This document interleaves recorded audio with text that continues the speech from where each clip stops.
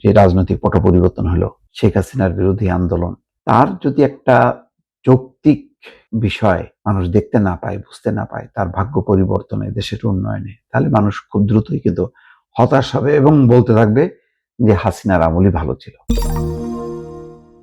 জামাতের আমির একটা ভালো কথা বলেছেন, গাল গল্প করতে বা ইতিহাসের মাস্টার ছাত্র হতে সংসদে যায়নি বিরোধী দল।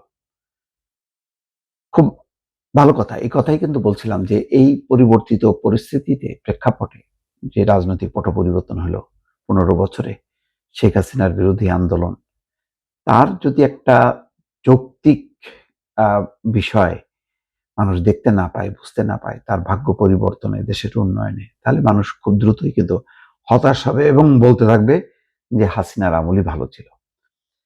সংসদের ২৫টা কার্যদিবস হয়েছে, ৯০টা বিল হয়েছে।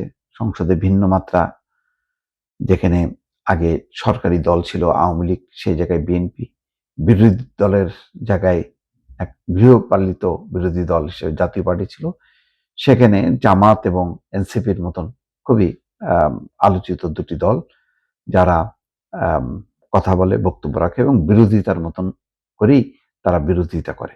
অর্থাৎ এই পার্লামেন্টের একটা আওয়ামী লীগ না থাকার পরেও সরকার এবং বিরোধী দল মিলে যে একটা জমজমাট পার্লামেন্ট হতে পারে, সেটা কিন্তু দেখা গেছে। কিন্তু ওই যে শফিকুর রহমান যে কথা বলছেন, আমরা এখানে গাল গল্প করতে যাইনি, আমরা ওখানে ইতিহাসের মাস্টার বা ছাত্র হতে যাইনি, আমরা ওখানে গিয়েছি এদেশের দুঃখী মানুষের জন্য কথা বলতে, সত্য কথা।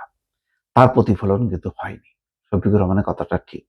শফিকুর রহমান বা এনসিপির জন্য কিছুটা বিব্রত হয়েছে, কারণ সরকারি দলের কথার তোড়ে ঠিক তারা টিকতে পারেনি। বিশেষ করে যখনই মুক্তিযুদ্ধ এসছে, স্বাধীনতা মুক্তিযুদ্ধ প্রসঙ্গটা এসছে, ফজলুর রহমানের বক্তব্য, আন্দালিব পার্থের বক্তব্য, শামা ওবায়দের বক্তব্য, বা গয়েশ্বরচন্দ্র রায়ের বক্তব্য, সালাউদ্দিন আহমেদের স্বরাষ্ট্রমন্ত্রী তার বক্তব্য মধ্য দিয়ে তার বিপরীতে জামাত খুব শক্তভাবে কথাবার্তা বলতে পারেনি এবং সালাউদ্দিন আহমেদ হাস্যরসের মধ্য দিয়ে যে পরিমাণ খোঁচা দিয়েছে, তাতে বিরোধী দল কোণঠাসা হয়েছে।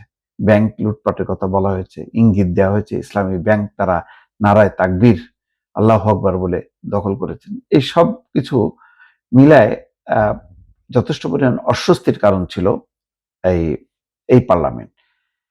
কিন্তু স্বস্তির জায়গা হলো যে একটা পরিবর্তিত প্রেক্ষাপটে এসছে এবং একটা জমজমাট পার্লামেন্ট হয়েছে। কিন্তু কথাটা হলো, এটাই কি শেষ? পার্লামেন্টে কি এই পাল্টাপাল্টি চলতে থাকবে?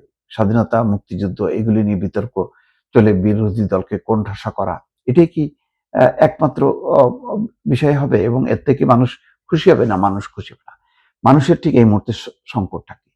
মানুষকে কি বলা হচ্ছে যে স্বাস্থ্যগত যে করোনা, হাম, তারপরে ডেঙ্গু, এখান থেকে রক্ষা করার ব্যাপারে আমরা সম্মিলিতভাবে উদ্যোগ নেব। আমাদের এই কর্মপরিকল্পনার মধ্যে এটা বাস্তবায়ন করব, যে এই বাস্তবায়নে সরকার বিরোধী দল মিলে কাজ করবে।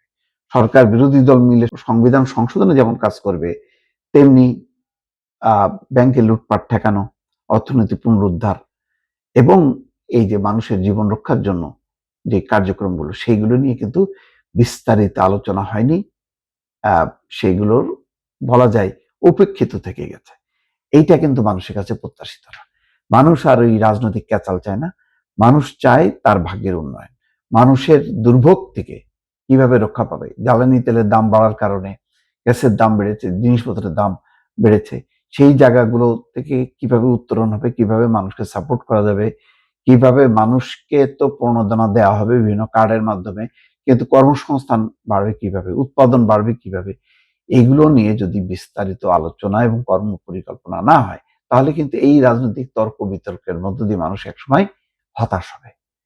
মানুষ এই বিতর্ক আর বেশি দিন কিন্তু সহ্য করবে না। সুতরাং সেই অর্থে আহ শফিকুর রহমানের এই বক্তব্যটাকে আমি মনে করি সঠিক, যে মানে সংসদ মানে নন ইস্যু নিয়ে আহ, সময় ব্যয় করা, এই একটা সংসদ অধিবেশন চালু রাখা মানে মানে লক্ষ লক্ষ টাকা ব্যয় হচ্ছে প্রতিনিয়ত, তার বিদ্যুৎ বিল, এই অপারেশন কস্ট, সুতরাং এই সংসদ যাতে কার্যকর হয় এবং মানুষের কল্যাণে আসে, সেই ধরনের পরিকল্পনা নিয়ে আলোচনা করতে হবে। যেই পরিকল্পনা তারেক রহমান নির্বাচনের সময় বলেছেন যে আই হ্যাভ এ ড্রিম।